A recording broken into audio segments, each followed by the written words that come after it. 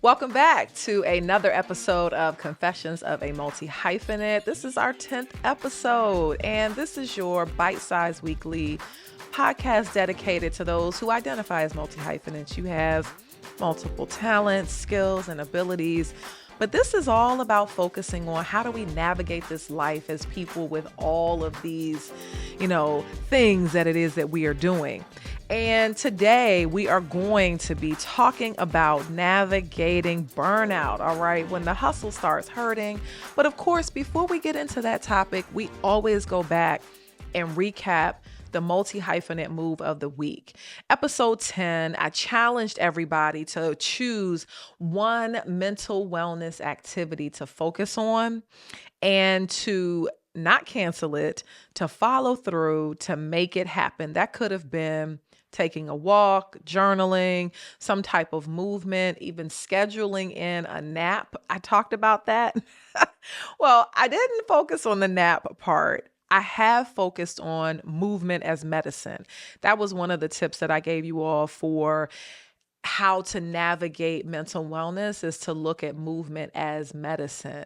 And this was outside of my regular personal training time. I'm using movement as medicine and did a dance fit workout on Apple Fitness. So I really enjoyed that. Shout out to LaShawn. I like her videos.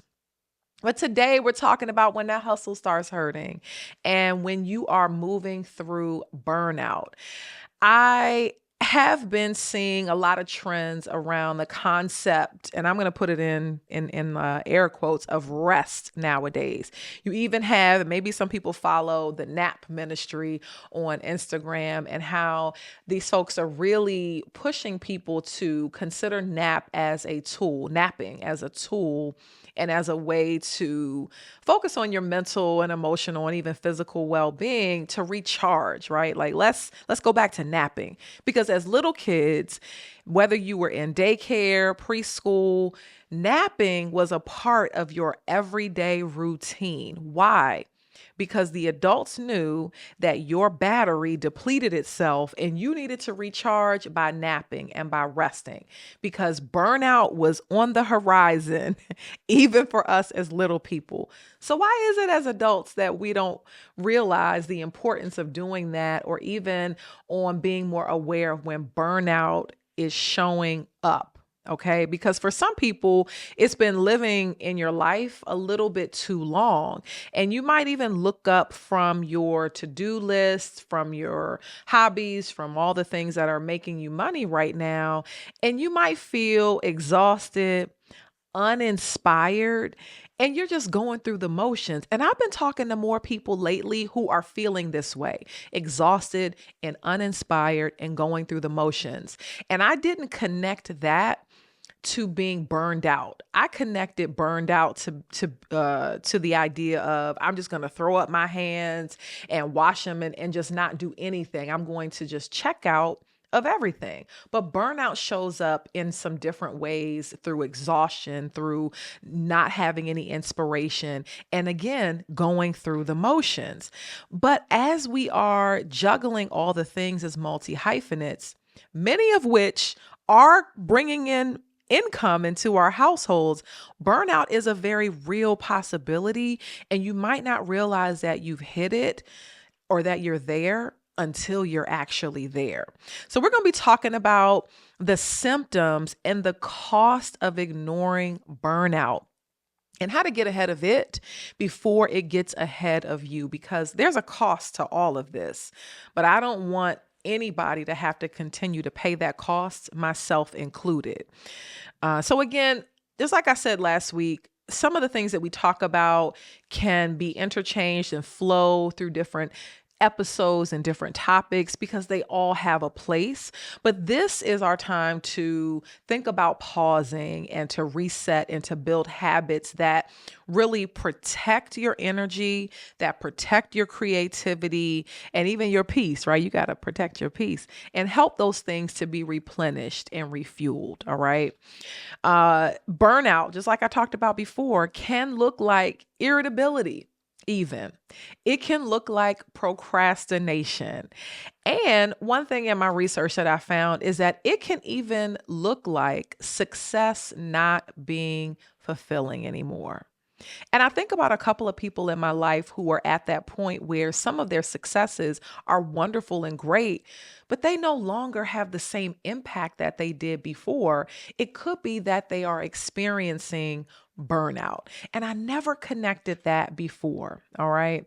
But we do have a higher risk of experiencing and connecting with burnout than other people as multi-hyphenates simply because we are doing different things. You've got all these different skills, different abilities. You run the risk of experiencing exhaustion quicker than some other people.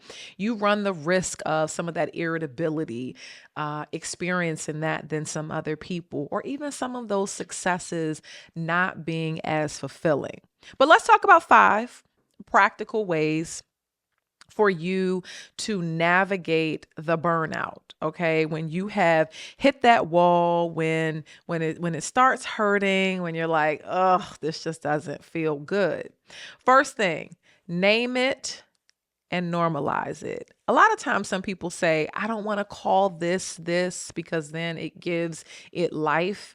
Well, honey, it's got life and legs, whether you name it or not. But I do like the idea of calling it what it is. When you begin to feel exhaustion and irritability, when you find yourself procrastinating more and more, when that success doesn't feel as fulfilling as it did before, could you be experiencing burnout? Spend some time with that and really call it what it is, because you're not lazy. You are tired. Okay. You are overworked. You're being pulled in different directions, and check in with your capacity and your bandwidth as much as you check in with your calendar. Second tip with this one, I talked about it before, having moments where you are resting. My mind constantly goes a mile a minute about a number of different things. So this idea of rest sometimes may look different for me than it does for some other people. It may not really look like for me laying down and closing my eyes. It could look like me laying down and watching a couple of episodes from a show. That is how I can physically be able to recharge. Or it could look like just some simple stillness. It could look like my morning routine of reading my devotional, having a couple of minutes to journal. Some people are into deep breathing, rock out, even step away from the screen. Okay. For me, some of those micro rest moments could look like me getting up and not having lunch at my desk. That's what it is, because I got a whole house I can sit in. I can go somewhere else. Third thing, establish some no work zones. Because again, when burnout is on the horizon, you need some spaces where you're not constantly working. The reality is, as a multi-hyphenate, the chances of you having multiple streams of income is very high. Okay. You earn money from this and from doing that and from doing this and from doing that. And it all adds up to be able to fund your lifestyle. But how do you have any of those no work zones in your life? Okay. Do you have space or even time when no work is allowed? Maybe you are not going to take your computer with you when you go, I don't know, to a place to go to lunch. Maybe you're going to not take your laptop with you when you go to breakfast in the morning. And I'm talking to myself. Okay. Maybe you say, I'm not going to write any emails in bed. Nope. I'm going to put my phone on do not disturb at a certain hour, and I'm not touching it. Give yourself space to just be, and that some zones and sometimes are just no work zones. That can help you to replenish. Fourth point for navigating the burnout. Okay, we talked about how procrastination is a symptom of that burnout, not feeling success with the joys that are coming. But how are you reconnecting with joy? So, fourth point, reconnect with joy. Do something that feels good just because. I don't know what that looks like for you. For some people, that could look like I'm going shopping. be mindful of your budget. All right. For some people, that could look like I'm going to try a new restaurant, or I'm going to do something for myself that feels good. But again, go do it and reconnect with something that brings you joy. Fifth point, and it's interesting that I found this one when thinking about navigating burnout, is to ask for and to accept help. Because again, if you're feeling overworked and there's too many things happening at one time, then perhaps you do need some help with something. How are you asking for it? And this doesn't mean asking for help with everything, but is there something that you can ask for help with that can really lighten the load just a little bit for you? All right. And that can be a part of your rescue plan. All right. Your rescue, your support plan, because you do not have to do it all by yourself. Looking at those 5 points again for navigating burnout: name it and normalize it, taking some micro rest moments, establishing no work zones, reconnecting with your joy, and then asking for and accepting help. That can help us all as we navigate the potential or even the reality of burnout. Our quote for the week comes from the one and only Viola Davis, okay? And she said, "You can't be hesitant about who you are." Because in this space, burnout makes us doubt ourselves, and rest helps to reconnect us to who we've always been. So thank you, Viola, for that quote. Now here's your multi-hyphenate move of the week. Block off 2 hours of some non-negotiable rest time. Or maybe you look at it as some non-negotiable joy time, okay? Doing something that feels good for you, that comes in the form of joy and or rest. Now, maybe you say 2 whole hours. Yeah, in a week, you can break this up. Maybe you say 30 minutes here, or an hour here, an hour there. Figure out how you want to make that happen and do it. Do something that is not productive. Do something that is just simply fun for you. Watch a comfort show. Take a long nap. Sit outside. The weather's nice right now. It's springtime. Journal, or just do absolutely nothing, but make it happen just for you. So to wrap us up, consider that burnout doesn't always show up as a breakdown. Sometimes burnout can really look like functioning with no feeling, just going through the motions. There's no spark. You are producing, but are you really present? And the answer is no. But guess what? You deserve more than that. And you were never designed to be in constant output mode, right? We can't just constantly put everything out and not get anything back to replenish us.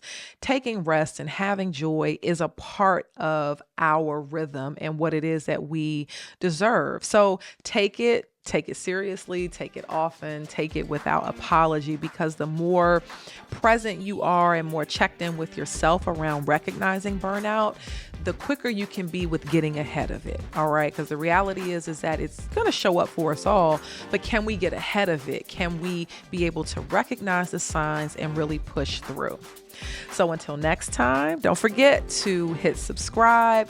Make sure that you are sharing this with somebody else, whether this is through YouTube or through all of the different streaming platforms. And I'll see you next week for another episode of Confessions of a Multi-Hyphenate.